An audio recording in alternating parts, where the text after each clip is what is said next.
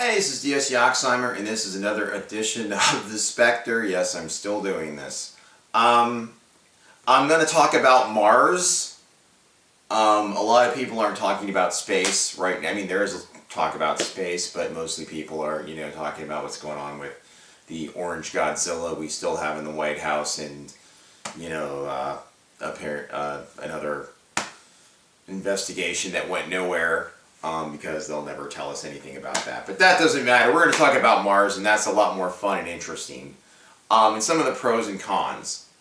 I don't know if there's a lot of pros right now, but I recently watched it was on Netflix, but it was 2016, there was a series called Mars, which was actually pretty cool, about what it would be like if we actually sent a crew to Mars and to colonize it and everything like that. Specialists, scientists, and all of that sorts of things. And it was pretty cool because it was part documentary, part of scientists and astronauts and people talking about the logistics of going to Mars, and then a dramatization, a series that was actually not too badly done. It was pretty good, I thought anyway. That took place in 2033. So when you watch the series, if you watch it on Netflix, it's actually pretty good if you're interested in this topic. It flashes from 2016 with people like Dr. Neil deGrasse talking and Elon Musk. Is it Musk? Elon Musk. I'm fucking his name up and shit. The guy who makes the rockets. And it shows the technologies that are being worked on now and what we're doing to endeavor to go to Mars as humans. Now, Mars at its closest is around 33.9 million miles from Earth, which is a long, long, long ways away. And it's not very conducive to life, not unlike another orange object that currently is occupying the White House and luring a bunch of rubes to rallies every time, he gets exonerated from something. But I'm not going to, I won't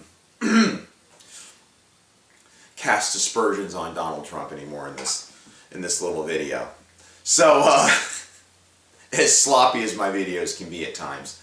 So anyway, but the special is bleak as fuck. It is. A lot of bad stuff happens. It's messy. People die. Obviously, if we do go to Mars,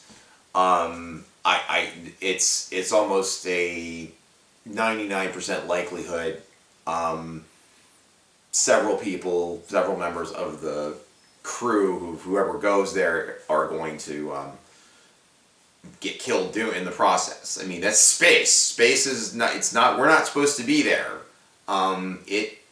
It wreaks a lot of havoc on the human body. Not only does our bone density decrease, our muscle mass atrophies. We're exposed to higher levels of radiation, and there's a lot of things that perhaps we really don't know yet, and we don't know yet. NASA even admits this, that we don't know what happens exactly to the human body when we get out there into space, and what sorts of levels of radiation, and just anything, just asteroids, any little object that could possibly compromise or breach the hull of a ship that is going to Mars. And that would be my concern. I mean, I certainly wouldn't want to get on a ship to Mars, although the idea is very exciting. Also, but I'm more concerned with taking care of Earth first. I'm an Earth first person, but unlike the Republicans, okay, that was the last one. They're sort of a rapture first, I think. They're just sort of waiting for that, or trying to make it happen. So anyway, if we get to Mars, the goal is for people who are really super on, they got a big Mars boner. Oh God, I'm sorry about that. That was a little bit too much. But yeah, they basically have a hard-on for Mars. They want to terraform the planet, which that's I mean, the logistics of that are, you know, it's possible. Anything's possible, sure.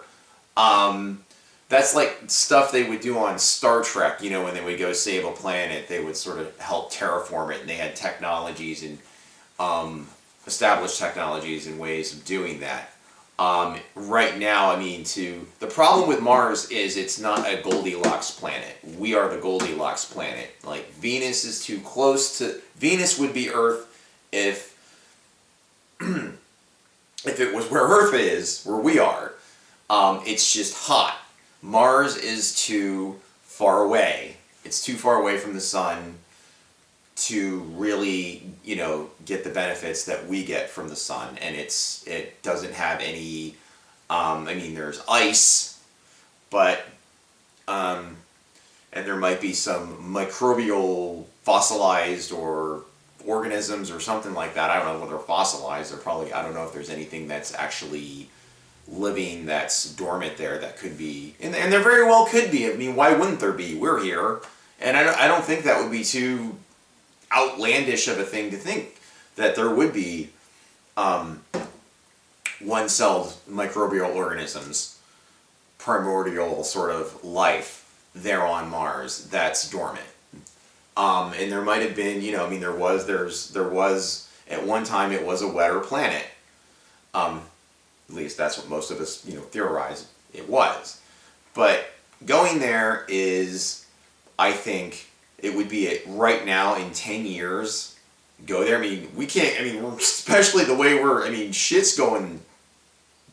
I mean, the way the state of this country right now is in, I mean, we got, you know, this crazy tycoon real estate swindler guy trying to build a wall down at the southern border for all sorts of ulterior motives, like Gene Hackman's Lex Luthor character from the first Superman movie, when he was gonna like blow up California, and because he bought up a bunch of real estate on the California border so he could build a new West Coast. And some asshole is calling my phone, and I'm not answering that.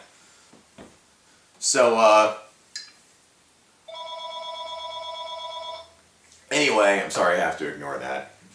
Usually the landline just has a bunch of like robocalls. So, and I'm sure it's not a phone call from Mars. But no, the only I don't have the same optimism about going to Mars. I think the people that are the scientists that want to go to Mars are thinking a little too. I mean, I think in the latter half towards the end of this century, yeah, I think so, but not in 10 years, no. Or around that time frame, no. I don't think that's going to happen. Even on a private, even on with all of these sort of privatized industry, like people like Elon Musk and what's that? Well, Richard Branson isn't. He just does that space flight ride thing. I don't even know if he's really. I mean, he might be somewhat involved with that, but there's other people involved with ventures into going to Mars and stuff like that, and it could be a privatized deal where we're not dealing with massive. But the thing is, it's such a big project, and to do something like that, you know, you don't just, you know, it's not like you're going to get like Bill Gates and Mark Zuckerberg and all these other people and get, you know, to invest and get in on this whole project to send humans to Mars. And if they all fucking die, they'll never let them do it again anyway. So I think that's part of the problem. There's a very high likelihood of people not making it there. I mean, sending a rover there or sending a piece of hardware there to work is one thing, and that's a remarkable feat. I think that's awesome they did that, and that's cool. But people, no, I don't think it's ethical to send people to Mars when there's such a nil chance that they're going to survive, even getting there and trying to get them back. Elon Musk, I will give him. I gotta look this up if it's Elon Musk or Elon Lusk. because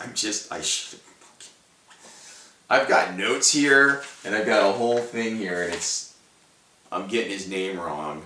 The guy who smoked a joint on Joe Rogan's podcast, that's who I'm talking about. Everybody knows who he is, but he...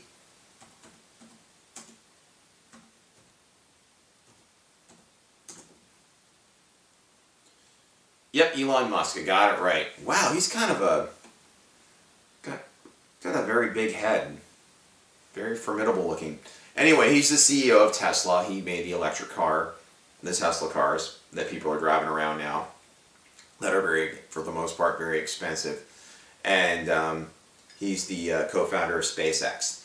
So he wants to go. He you know, I mean, he is developing, and he wants to be. I mean, who doesn't want to be on the ground floor of that?